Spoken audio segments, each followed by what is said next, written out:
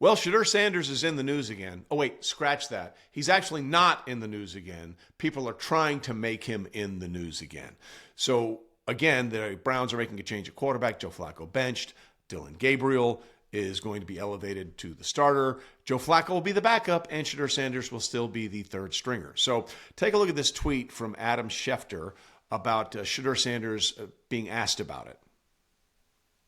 And don't worry, don't adjust your volume. Shedeur is pretending to say words. Okay? He's pretending to say words. It's basically Joe, both you and Dillon, your guys like development at this point.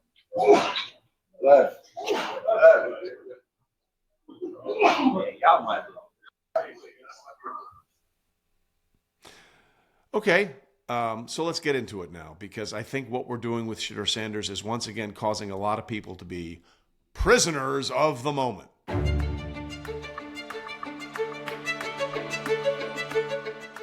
Okay, as we told you last Sunday that it was going to happen is exactly what happened. The Browns are making a change of quarterback, going to Dillon Gabriel, benching Joe Flacco, which again we told you on the Straight Facts Only podcast on Sunday.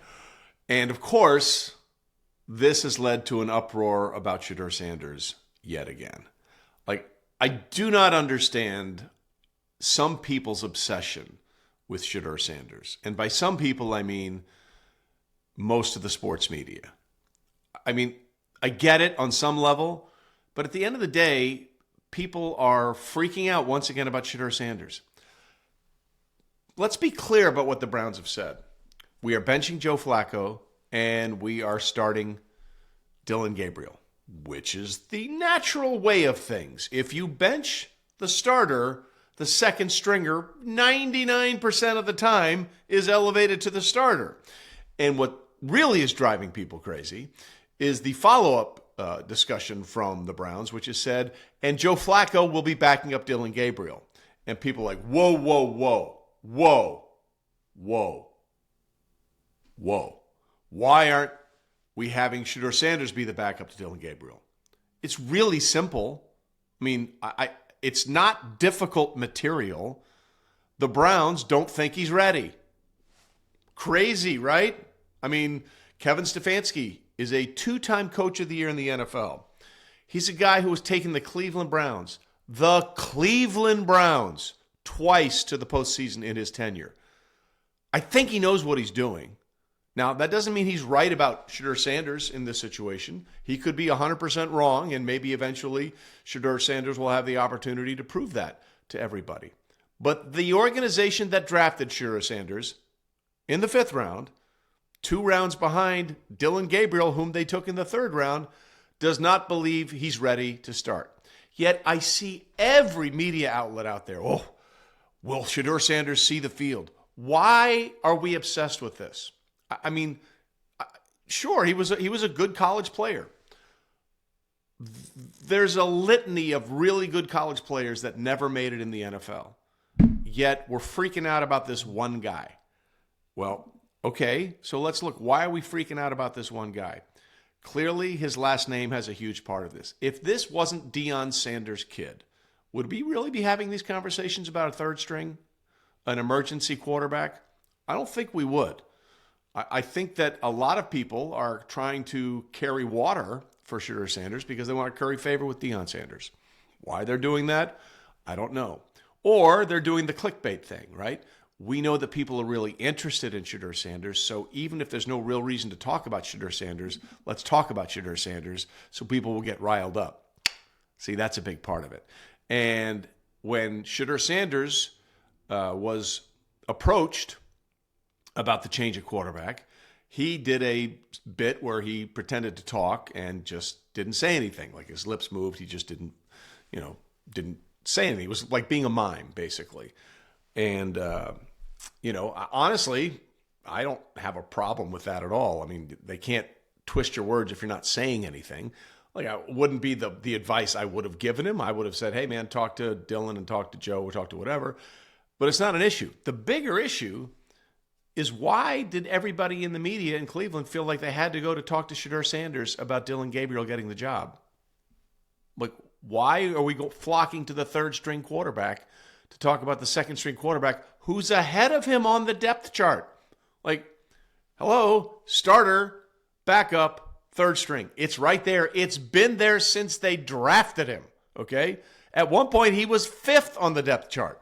5th before they got rid of Kenny Pickett, and Deshaun Watson was never going to play this year anyway. So, like, we are making this, and we, meaning the media, or some members of the media, not straight facts, homie, are making this about how can we get Shedeur Sanders, in the spotlight? How can we get a chance to talk about Shedeur Sanders? If the Browns thought he was ready, they'd play him. It's just that simple. They don't think he's ready. You may not like that, and you may disagree with that, and that's fine. That's your choice. That's your opinion. But the facts are very simple and easy to see. He's the third stringer. And even with the ascension of Dillon Gabriel, which is, again, how it normally goes, starter benched, second stringer takes the job. This is not controversial. This is not an oh my God moment. And I get this a lot, and I think you'll appreciate this. I get this a lot from people talking about Shedeur Sanders, and one of the things they say is, well, he's the most accurate passer in the history of college football. And you know what? I'm glad you bring that up, because I have the list of the most accurate passers in college football. Let's take a look at it, shall we? I think you'll find this enlightening. There he is, number 1, Shedeur Sanders, completed 71.8% of his passes in college. Really good. Now let's go through the rest of the list, shall we? Number 2 is Colt Brennan. Number 3 is Colt McCoy. Number 4 is Kellen Moore, who currently can't figure out anything as the head coach of the New Orleans Saints. Number 5 is Grayson McCall.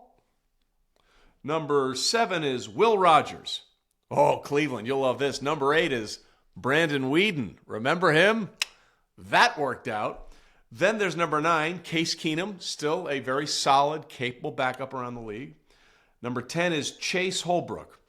Who doesn't remember the New Mexico State star? Number 11 is Seth Doge. Number 12 is interesting. It's Joe Burrow. Number 13 is Brandon Doughty.